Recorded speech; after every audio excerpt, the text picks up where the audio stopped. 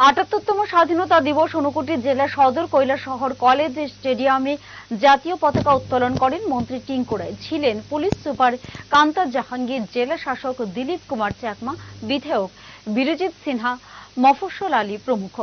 এদিন কুচকাওয়াজে অংশগ্রহণ করেন ত্রিপুরা স্টেট রাইফেলস সহ ৮টি প্যাটার্ন। প্রথম পুরস্কার ত্রিপুরা স্টেট রাইফেলসের হাতে তুলে দেওয়া হয়।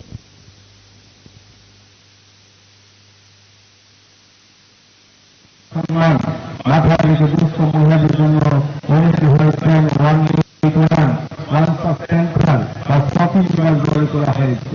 অন্যদিকে গর্ভবতী মায়েদের জন্য রয়েছে প্রধানমন্ত্রী মাতৃবন্ধন যোজনা।